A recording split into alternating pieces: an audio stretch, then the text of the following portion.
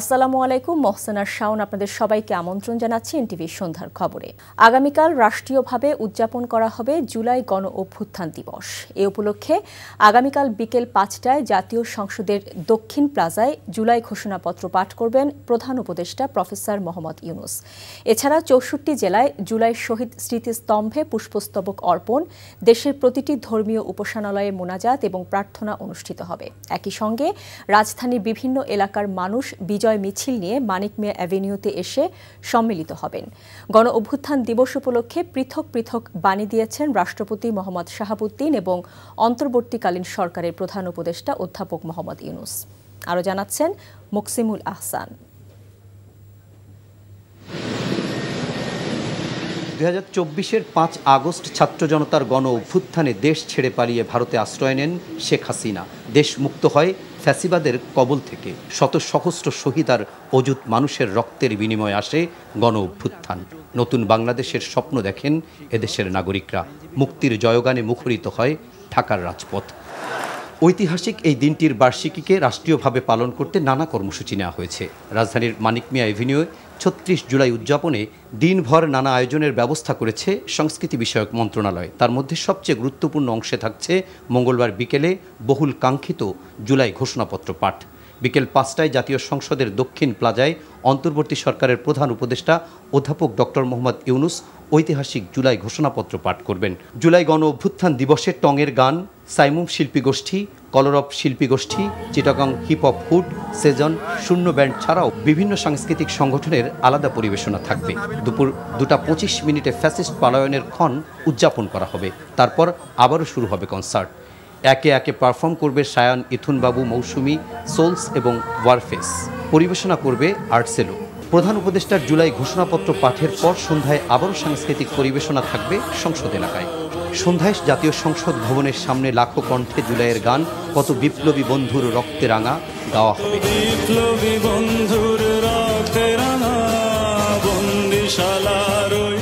Special drone drama সহ নানা আয়োজনে মানিক মিয়া এভিনিউ জুড়ে দিনভর থাকবে উৎসব মুখর আয়োজন। Muksimul Ahsan, NTV news, Dhaka.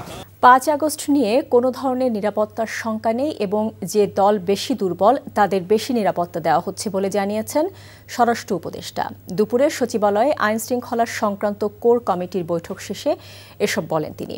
গেল ১ বছরে আইন শৃঙ্খলা পরিস্থিতির উন্নতি হলেও কাঙ্ক্ষিত মাত্রায় আসেনি বলেও জানান উপদেষ্টা। বলেন, পুলিশের লুট হওয়া অস্ত্রের সব এখনও উদ্ধার করাও সম্ভব হয়নি। বর্তমান আইন শৃঙ্খলা বাহিনী দিয়েই নির্বাচনের দায়িত্ব পালন সম্ভব বলেও তিনি জানান। রিপোর্ট করছেন রোকন উদ্দিন। ৫ আগস্ট আওয়ামী লীগ সরকার পতনের ১ বছর। এই সময়ে পুলিশ বাহিনীর মনোবল সাথে আইন শৃঙ্খলা পরিস্থিতির উন্নতি ছিল এক বড় চ্যালেঞ্জ। সোমবার সচিবালয়ে আইন শৃঙ্খলা সংক্রান্ত কোর কমিটির বৈঠক শেষে দেশের বর্তমান আইন শৃঙ্খলা পরিস্থিতি নিয়ে স্বরাষ্ট্র উপদেষ্টার কাছে নিজের মূল্যায়ন জানতে চান সাংবাদিকরা। আমাদের একটা কাঙ্ক্ষিত যেরকম একটা উন্নতি হওয়ার হয়তো আমরা অতটুকু উন্নতি করতে পারিনি। ডেভেলপ কান্ট্রিগুলি স্পেশালি স্ক্যান্ডিনেভিয়ান কান্ট্রিগুলির সাথে তুলনা করেন আমাদের ওই স্ট্যান্ডার্ডে আমরা কোনো সময় যেতে পারিনি। আমরা হয়তো দোয়া করবো আমরা না পারি, হয়তো ভবিষ্যতে যারা আসবে তারা যেন যেতে পারে।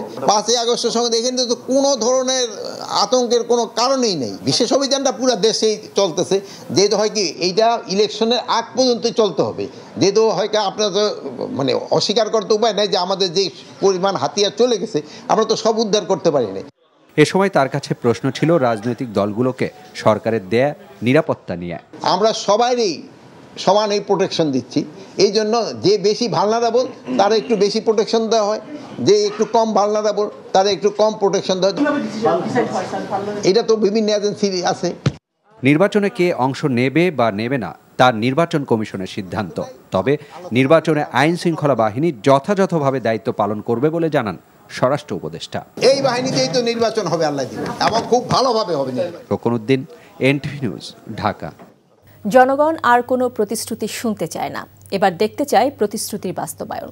তাই জনগণের আস্থায় থেকে জনগণকেও আস্থায় রাখতে নেতাকর্মীদের প্রতি আহ্বান জানিয়েছেন বিএনপির ভারপ্রাপ্ত চেয়ারম্যান তারেক রহমান। তিনি বলেন, দেশের যুব সমাজকে কর্মমুখী, শিক্ষায় দক্ষ এবং প্রশিক্ষিত করে গড়ে তুললে বেকারত্বের হার কমে আসবে। যুবদলের এক অনুষ্ঠানে তিনি এসব কথা বলেন। হাসান মাহমুদের রিপোর্ট। জুলাই আগস্ট গণ অভ্যুত্থান শোক ও বিজয়ের বর্ষপূর্তি উপলক্ষে রাজধানীর ইঞ্জিনিয়ার্স ইনস্টিটিউশন চত্বরে ফ্যাসিবাদ বিরোধী আন্দোলন ও আমার না বলা কথা শিরোনামে যুবদলের এই আয়োজন। জুলাই অভ্যুত্থানে সারা দেশে যুবদলের ৭৮ জন শহীদ পরিবারের সদস্যদের হাতে তুলে দেয়া হয় উপহার ও সম্মাননা। শহীদ পরিবারের সদস্যদের বসানো হয় মঞ্চে, আর দর্শক সারিতে ছিলেন বিএনপির কেন্দ্রীয় নেতারা। বিএনপি নেতারা বলেন, জুলাই আগস্টের অভ্যুত্থান এদেশের সবার সম্মিলিত অর্জন। তারা বলেন, অনেকে এখন আবারও নতুন ষড়যন্ত্র করছে। যে আমরা লড়াই করেছি, আমরা রক্ত দিয়েছি, আমাদের নেতা, আমাদের প্রতিষ্ঠাতা শহীদ প্রেসিডেন্ট জিয়াউর রহমান এই দেশের স্বাধীনতা ঘোষণা করে আমাদেরকে একটা নতুন দেশ, ভূখণ্ড দিয়েছিলেন। আমাদেরকে 1975 সালের পরে তিনি সংস্কার করেছিলেন রাজনৈতিক কাঠামোর, একদলীয় শাসন ব্যবস্থা থেকে বহুদলীয় গণতন্ত্রে নিয়ে এসেছিলেন। বিএনপির বাইরে বেশ কিছু ষড়যন্ত্র আজকে হচ্ছে, আমরা দেখতে পাচ্ছি। কোথায় কোথায় তারা বিএনপির বিরুদ্ধে কথা বলছে, বিএনপিকে খাটো করে কথা বলছে। তারা ধরেই নিয়েছে বিএনপি আগামীতে ক্ষমতায় আসবে, অথচ বিএনপি কখনোই বলে নাই যে আমরা ক্ষমতায় যাচ্ছি। বিএনপির ভারপ্রাপ্ত চেয়ারম্যান তারেক রহমান বলেন, কথামালার রাজনীতি আর নয়, এবার প্রতিশ্রুতি পূরণের পালা। বাংলাদেশের জনগণ পরিবর্তন চায় এখন, আর স্বপ্ন কিংবা প্রতিশ্রুতি নয়। জনগণ এবার প্রতিশ্রুতির বাস্তবায়ন চায় এবং বাংলাদেশ জাতীয়তাবাদী দল বিএনপি জনগণের সেই আকাঙ্ক্ষাকে ধারণ করি আগামী দিনের রাজনৈতিক কর্মসূচি প্রণয়ন করছে। তারেক রহমান বলেন, শুধু জুলাই অভ্যুত্থান নয়, ত্যাগী নেতাদেরও স্বীকৃতি দেবে বিএনপি। শুধু জুলাই আগস্ট না, বিগত 15 বছর ধরে বিএনপি সহ বিভিন্ন রাজনৈতিক কর্মীর বাইরেও সমাজের বিভিন্ন মানুষ, বিভিন্ন শ্রেণী পেশার মানুষ যারা নিজেদের অধিকারের কথা তুলে ধরতে গিয়ে, নিজেদের দাবি আদায় করতে গিয়ে বিভিন্নভাবে সেই পলাতক স্বৈরাচারের অত্যাচার নির্যাতনের শিকার হয়েছে। এই সকল মানুষগুলোকে, এই সকল শহীদদেরকে, এই সকল অত্যাচারিত মানুষ যারা বেঁচে আছেন, নির্যাতিত হয়েছেন, বেঁচে আছেন, প্রত্যেকের সেই ত্যাগের প্রতি যদি আমাদেরকে সম্মান জানাতে হয়, তাহলে অবশ্যই আমাদেরকে সামনে বাড়তে হবে। বিএনপি জনগণের রায় পেলে যুব সমাজকে কর্মমুখী শিক্ষায় দক্ষ করে গড়ে তোলা হবে বলেন তারেক রহমান। Hasan Mahmud, NTV news, Dhaka. শেখ হাসিনার আমলে 3টি নির্বাচন সবচেয়ে জঘন্য নির্বাচন হয়েছে উল্লেখ করে আইন উপদেষ্টা আসিফ নজরুল বলেছেন, এই ভুতুড়ে নির্বাচন সবকিছুর মাত্রা ও সীমা ছাড়িয়ে গিয়েছিল। বিকেলে রাজধানীর ফরেন সার্ভিস একাডেমিতে পররাষ্ট্র মন্ত্রণালয় আয়োজিত জুলাই গণ অভ্যুত্থান দিবস উপলক্ষে এক আলোচনা সভায় তিনি একথা বলেন। আসিফ নজরুল বলেন, মিথ্যা বলে নির্বাচন নিয়ে সর্বোচ্চ অপরাধ করে গেছে শেখ হাসিনা। দিনের পর দিন আর মিথ্যাবাদী একটি সমাজ তৈরি করেছিল। বলেন, শেখ হাসিনার আমলে যে মিথ্যাচারের রাজনীতি ছিল সেগুলো থেকে বের হয়ে আসতে হবে। বাংলাদেশকে একটি ভালো জায়গায় নিতে পারলে জুলাই আন্দোলনে যারা শহীদ হয়েছেন তাদের আত্মার শান্তি পাবে বলে জানান আইন উপদেষ্টা। শেখ হাসিনা কারচুপির মাত্রা যদি দেখেন, আগের সব কারচুপির মাত্রা ছাড়িয়ে গেছে। আগে ইলেকশনটা হতো, ইলেকশনে কারচুপি হতো। উনি 2014 সনে ইলেকশন হওয়ার আগেই সংসদ নির্বাচিত হয়ে গেছে। ইলেকশন হওয়ার আগেই সারা পৃথিবীর ইতিহাসে এরকম ভুতুড়ে নির্বাচন হয় নাই। 2018 সনে আগের রাতে ভোট ব্যালট বাক্স ভরে রাখা, আর 2024 তো ফাতরামের ইলেকশন, আমি আর দামের ইলেকশন। দেখেন, পরপর 3টা এরকম জঘন্য নির্বাচন করেছে। এই ইতিহাস এই উপমহাদেশে কারো আছে? কর্তৃত্ববাদী সরকারের পতন হলেও এখনও কর্তৃত্ববাদী চর্চার অবসান হয়নি বলে মন্তব্য করেছেন টিআইবির নির্বাহী পরিচালক ডক্টর ইফতেখারুজ্জামান। সকালে টিআইবি কার্যালয়ে কর্তৃত্ববাদী সরকার পতন পরবর্তী 1 বছরের উপর পর্যবেক্ষণ প্রতিবেদন প্রকাশ অনুষ্ঠানে তিনি এই মন্তব্য করেন। টিআইবি বলছে, নির্বাচনকালে মব সন্ত্রাস উদ্বেগ তৈরি করছে, আর নতুন রাজনৈতিক দলের মধ্যেও কর্তৃত্ববাদী আচরণ দেখা যাচ্ছে। তামজিদ সুমনের রিপোর্ট। কর্তৃত্ববাদী সরকার পতনের পর 1 বছরের প্রত্যাশা ও প্রাপ্তি নিয়ে সাংবাদিকদের কাছে নিজেদের গবেষণা প্রতিবেদন তুলে ধরে ট্রান্সপারেন্সি ইন্টারন্যাশনাল বাংলাদেশ, যেখানে অন্তর্বর্তীকালীন সরকারের ব্যর্থতা ও সফলতার বেশ কিছু বিষয় উঠে আসে। শিক্ষার মতো গুরুত্বপূর্ণ ক্ষেত্রে কমিশন গঠন না করার দৃষ্টান্ত আমরা লক্ষ্য করেছি।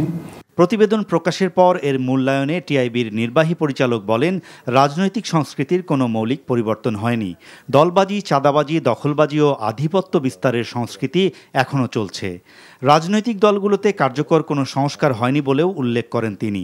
আইনশৃঙ্খলা পরিস্থিতিকে সরকারের সবচেয়ে দুর্বল জায়গা হিসেবে অভিহিত করে টিআইবি।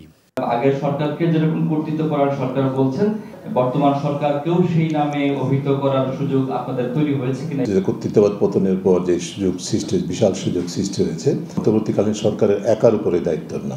এই কারণে কিন্তু আমরা অন্য অংশীজনকেও কভার করেছি এই প্রতিবেদনে, যে আমরা যাই করি না কেন এই ধরনের কর্তৃত্ববাদের যেন আর বিকাশ না হয়। সরকারি পৃষ্ঠপোষকতায় কিংস পার্টি হিসেবে জাতীয় নাগরিক পার্টি গঠিত হওয়াকে বিব্রতকর বলছে টিআইবি। সংস্থাটির প্রতিবেদনে বলা হয়, নতুন রাজনৈতিক দল যারা আন্দোলনের সামনের সারিতে ভূমিকা রেখেছিল তাদের মধ্যেও কর্তৃত্ববাদী আচরণ দেখা যাচ্ছে।